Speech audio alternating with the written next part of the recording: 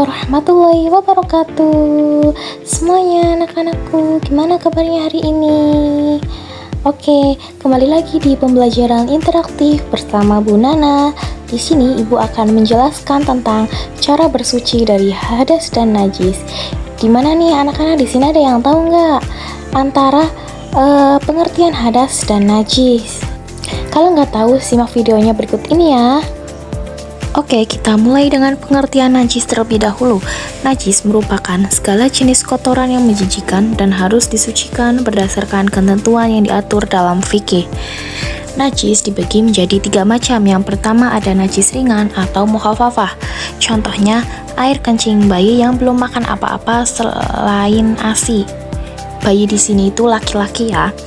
Yang kedua ada najis yang berada di tengah-tengah atau mutawasitoh. Contohnya itu ada nanah, darah, tai kucing ataupun yang lainnya. Yang ketiga ada najis yang berat atau muhaladoh. Contohnya seperti jilatan anjing, babi, dan keturunannya ya. Dari ketiga kategori tersebut dibagi menjadi 2 berdasarkan sifat-sifatnya, yaitu yang pertama ada najis ainiyah, yang kedua ada najis hukmiyah. Najis ainiyah adalah najis yang berwujud atau tampak, masih dapat dilihat dan dirasakan salah satu atau ketiga sifatnya, baik warna, rasa, dan baunya. Yang kedua ada najis hukmiyah. Najis hukmiyah adalah najis yang tidak tampak, seperti bekas kencing ya. Selanjutnya kita simak ya cara mensucikannya. Cara menghilangkan najis. Contoh pertama, kotoran ayam di lantai. Caranya dengan menghilangkan seluruh sifat najis, misalnya menggunakan kertas atau tisu kering, kemudian mengalirkan air pada lantai hingga merata. Contoh yang kedua adalah mensucikan pakaian yang terkena najis air kencing bayi laki-laki yang belum makan dan minum selain ASI dan belum berumur 2 tahun. Caranya dengan memercikan air pada seluruh bagian yang terkena najis. Dengan catatan, air yang dipercikan harus lebih banyak dari air kencing yang mengenai pakaian tersebut. Setelah itu, barulah diperas atau dikeringkan. Contoh terakhir yaitu mensucikan lantai yang terkena kotoran babi. Caranya dengan menyediakan air yang dicampur dengan debu, kemudian menghilangkan kotoran dan sifat-sifat najis, lalu lantai tersebut dibasuh dengan air yang sudah dicampur dengan debu hingga merata. Kemudian dibasuh dengan air suci sebanyak 6 kali.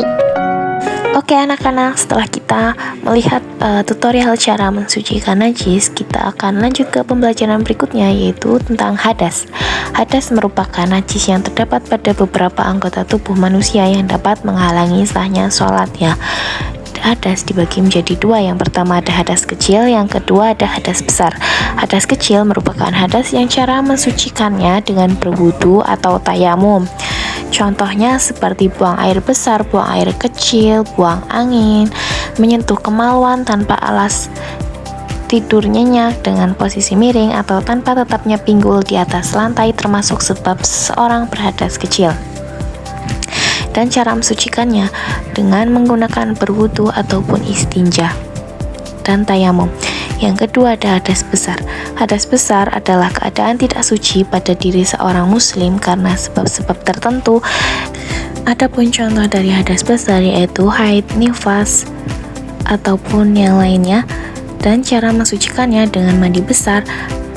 Adapun cara melakukan mandi besar, yang pertama melakukan niat dengan menyiram seluruh air ke badan.